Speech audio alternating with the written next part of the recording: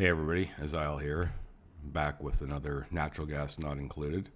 Thought I'd post a quick update and go over how things have progressed along since the last post. If I keep on just trying to make everything perfect, I'll never get videos up. So we'll just stop here and go over changes. So a lot has happened. We did go back to Soilaola, another trip. Actually went here with a bit of a better plan because I wanted to get more Dreckos. Basically, after I returned last time, set up the Drecko farm. So this is actually from a guide on Steam of a farm setup. It's pretty easy to find. I'll try and put the link in the description on the video. I've used this numerous times, this setup. As well as I've slightly modified it. There are a few things that can get mixed up and not work efficiently the way that he had done it. It works really good. You can just basically do his guide and it'll work. The major change I made is I put another drop off here for glossy Dreckos. So this ends up being only Dreckos. This is glossy Dreckos. When they lay eggs, depending on the type of egg it is if it will drop here or drop here. So that's the incubation rooms. So hydrogen-filled shearing room.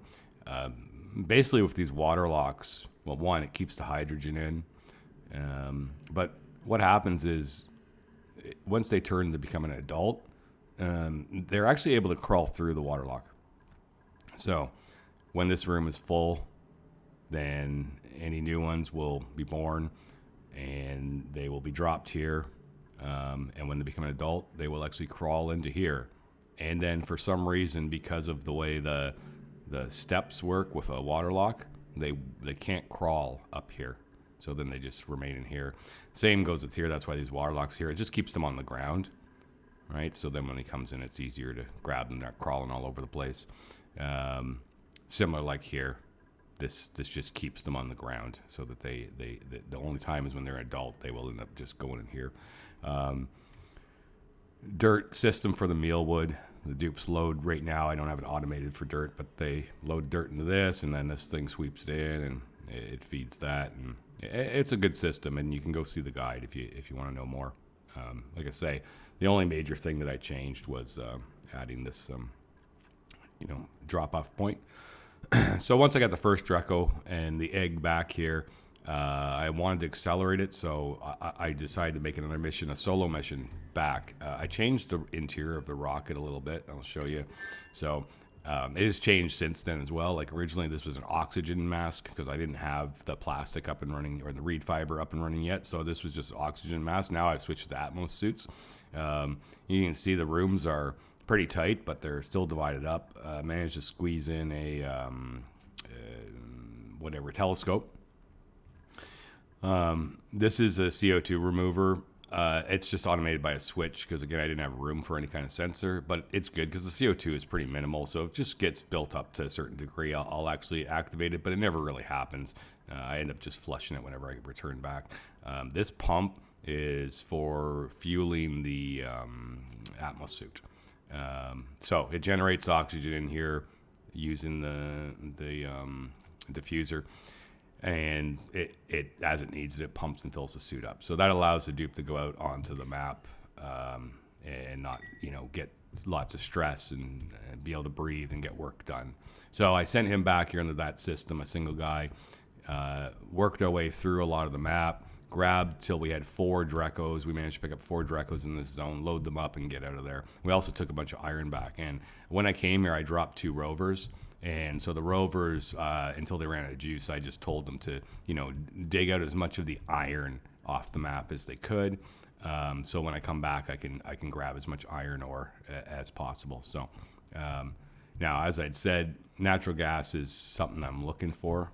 It's pretty important, and we do have a natural gas geyser here. So it is feasible for me to come here, set up a small operation to basically load up natural gas into a big gas tank and bring it back and use that. The only reason I need natural gas is for the range, so I can eventually cook frost burgers. I also, while I was flying around, on the star map, you can see I discovered a new planet. I don't know how, but somehow it popped up. It's not like my telescope could reach that range or anything like that, but somehow this popped up. So I do know where the water world is. In my past playthrough, I have a lot of experience with the water world. I really, and this looks like a very good landable one. Like there's a lot more solid stuff up above, right? Rather than massive ocean, because this will end up being like tons of water. One of the good things about the water world is it will always have water geysers as well. So water worlds are excellent because they're an infinite source of water. And it's just so much of it. And, you know, bases can run, if you've got unlimited water, you can do a lot. Like you literally can set up an entire self-sustaining base just because you have water. Because you can generate energy also, and oxygen and everything like that. It's just, you know, I actually had a really good base on a water world on my last playthrough, and it worked so well. So a migration one day may happen. Like I have long-term plans that I may end up settling everyone over to this world. I don't know. Let's see how long it goes. In my last playthrough, and this was not on the spaced out setting, this was on the normal setting, one thing I discovered was that asteroids never come to the water world. Like it never gets hit by asteroids. That was on my other playthrough. I don't know on the spaced out if it's different, but I could see where perhaps that's how the special planets work, where they don't get hit by meteor storms ever. Sorry, I said asteroids before. I meant meteor storms. So, like, if that's true on this one, and we'll find out over time, because so far, I discovered this quite a while ago, and so far there's been no meteor strikes at all.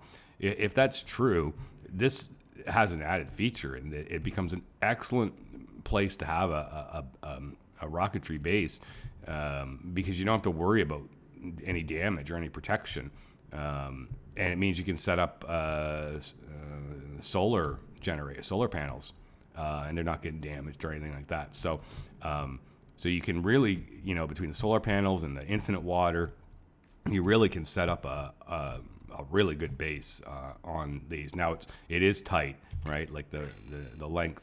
You know, you're working with a pretty tight range of tiles, but it is doable because there's just so much space, because it's just all ocean down here. It'll all be empty, and you just need to build down into it. It doesn't matter if you build it correctly, there's ways to build into water. You know, it takes a long time, but you can build in and keep all the water out, or you can just pump it out as you're going. But, you know, and the height's enough that, you know, you can have a whole rocket center and then a whole base down below and everything. Because what happens is on this world is you end up hollowing it out, and it just becomes like whatever you've built plus a massive ocean. So long term, I may migrate everything over and set up a full functional base over here, and then move all the dupes here and live out of here. We'll see how it goes, though. Who knows? It's just thinking long term. So anyways, back on here, new things that I've added. I redid all, now that I got plastic, you know, reed fiber and plastic, awesome. So I've redone the condos. You can see they all have comfy beds. So now these are all private bedrooms, as well as, you know, I've been able to get all the paintings up. So the Decker is maxed out. It's pretty much 120 everywhere. I added the fire poles. I had to reconfigure all of this, but it all fits in nicely, barely, but it does. And it's still a nature reserve. Fire poles in place. Put the fire pole down this as well. Had to do a bit of rejigging, move the nursery over, move the incubator system over. So Drecko farm got added, redid the bedrooms, added fire poles. This is been reworked as far as how the hydrogen works, because I have a very unique situation in that there's a whole bunch of Saturn critter traps down here which can eat the babies or eat the flies or whatever. I'm still trying to watch and determine how these things function, but all I know is that somehow they're producing hydrogen. And so this whole section has just filled to like massive levels of hydrogen. So that is great. So I've installed a pump in here, of course, and Atmos Suit liquid lock and everything, so that they can get in and we can preserve the cold, etc. But in installing these hydrogen pumps, what it's allowing me to do is have unlimited hydrogen. So there's no more concerns about not being able to go full bore on the power production. And that's good because now I'm producing 7,200 watts or joules or whatever. The number is 7,200 out of the 6 generators, 1,200 each. And it's nonstop because there's never a point where if this power is needed, it's not available. So now I'm able to really push the power to the max. And I haven't even begun, as you can see, to push it to the max. The batteries are always full. And there's always hydrogen ready. But of course, I had to be sure that the systems don't back up and so on. So there's the piping. I'll just look at one system. So basically it's like, okay, the first priority is to the one that powers the system because it can never go down and it's always full. And then all excess drops into here and goes into the first generator. And then excess from the first generator goes into the second generator. And then if it needs it, if this can go in as well, then it will. But it's based off of this automations with the gas shutoff. So basically the automation is saying if this pressure is above 1,000, okay, then it does a couple things. One, it tells this to turn off because it means that we're producing too much and it's getting jammed up here. And then what happens is, so this turns off this hydrogen, so we preserve it, and then it tells this generator to go active. And once again, we had to use our, I don't know if I had to, but I did it this way. Had to use my NOT gate system. So I've double NOT gated, and the only reason these are here is to prevent the backflow, so that when this says yes, it doesn't go then and tell this yes. So what happens is, this generator is told to turn on. This is told to stop bringing that gas in because we've got too much hydrogen up here, and we need to burn it off. So as soon as it gets over 1,000, this thing goes active and starts burning off so that we maintain and we don't get too much built up here. And then when it's below that, it flips down. It allows gas to come through here because it means, hey, we're using the gas up too fast, right? So then the gas is allowed to be fed from the outside auxiliary line, and the generators are activated, so off the battery. So I've just done that on both setups exactly the same. So that's the power system, which now it's just basically using all the hydrogen as efficiently as possible, and it's pumping the power at the highest level possible. So I have no power concerns, and that's good because I'm starting to add a lot more power consumers. Atmos Suit's going out into this whole area because it's hot. It's quite hot out here, and it's a bit of a hellhole. And especially when they go to deal with the rocket, when it leaves and returns, it gets so hot in here they're all getting burnt up and stuff. So that's why that's set up that way. I still haven't got Atmos Suits though for space. I don't go out here very often anyways unless I need to do some work. And of course I added this Atmos Suit. Now, something that I'm doing as well with the oxygen, I'm producing so much oxygen, and I don't like to waste it. So in order to facilitate the other world, we're actually giving them their oxygen. So we keep the other world very, very low key. So over here, the oxygen is being imported from the other base because we have so much, so might as well. And so you can see that that's not very good right now because of the amount of burn I was using and a whole bunch of changes I was making. Some oxygen got burnt up, right? So this thing is said, I had the 500. It actually needs to be 1,000. I dropped it down because got a bunch of changes I was making. So good thing I checked that. So now it should be, now it'll start pumping and we'll get back up to where we need to be. As well as they produce carbon dioxide because of the coal generator for power. So we're actually now exporting. We just started doing this, so that's why it's still full. But we are removing and I'll put automation in here soon as well, so that it'll turn off once there's no carbon left. But we're basically sending the carbon back. And it's just allowing me not to have to put a lot of systems in. So you can see the carbon's going back out this way, and it's being dumped here where it's being burned off by that perpetual system. So that is how the carbon's being dealt with, and I'm draining this of the polluted oxygen, so then I'll get this one going as well. And soon that carbon will be all dealt with, and we'll be carbonless, more or less. Now, something I've discovered, I don't know how I played this map for so long and didn't realize that sitting over here is another geyser. And before I checked, and I thought, I have 2 carbon dioxide, liquid carbon dioxide, and then I have here, this one, I have a infectious polluted oxygen vent, which is, in my opinion, useless. I cannot, for the life of me, think of what I would use it for. I don't need oxygen. Now, if I discover that I do, I'll set a system up to utilize it, but I really, once this my oxygen gets back stabilized, trust me, it'll be more than enough from what I'm making. But then I noticed, wait, what's this one? And I checked it, and wow, it's a polluted water vent. So that is great, because water is one of the only things that I really need to make. I haven't been having that many issues with water. It gets a little bit low over here due to the amount of cooling I'm doing and so on. So I was a little bit concerned, but now that I found polluted water vent, that is going to really help, because the other thing is once I get this up to, with the critter condos in, which is very soon, I'm going to add those, and I get these up to 12 pips in each one, in order to get off the mealwood, because my dirt is getting lower and lower, and I got to get off mealwood and onto other things. So once I get up to 12 in each one of these, which will also be making a lot more dirt, and I'll actually go dirt positive again, then the arbor trees have to absolutely be growing 100%, or we'll get pips that will starve and so on. It will not work out well.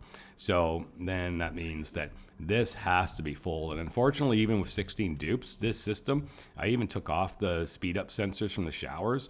It's still not producing enough water consistently to feed them. So that's why I'm now feeding from this in, and with the plan that as soon as I can tap into this polluted water vent and start using it, it will as well be then it'll be auxiliary feed into that for keeping the trees up and running 100%.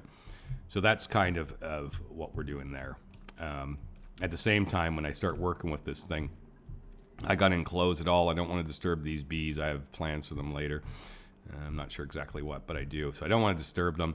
I need to get this completely enclosed, completely sealed off, because I do not want to heat up this area. I want to keep it nice and cold for all these bees that are doing their thing, and really not heat it up at all. So we're getting in there. We're going to isolate this off, and eventually maybe isolate this entire chamber off, right? Completely seal it in so that nothing will heat it up.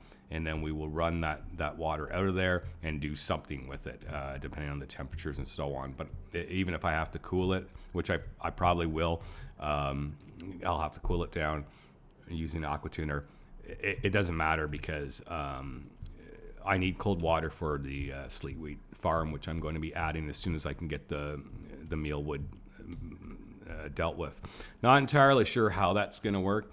I'm either going to put the sleet wheat farm in here, because that's enough space for a good one, within the water weed farm somewhere over here. Like basically I have a farm here, a water weed farm here, nice and close, in order to start making frost burgers.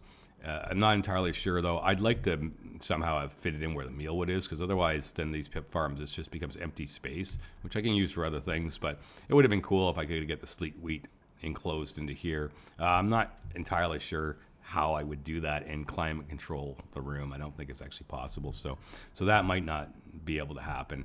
I still think this is the ideal spot for the sleet wheat farm. And then the water wheat, I don't need very many. So something like over here or even up here, but preferably close so that they don't have to run far. Yeah. So that's kind of where it's at. Don't think there's too many other big things I changed or added, but that's where it's at. That's where my thought process is, and what I'm looking at doing moving forward. So anyways, thanks again for watching. Please hit the like button, leave a comment if you noticed anything or have any ideas or suggestions. I'm always happy to hear them. Until next time, everyone have a good day. Thanks.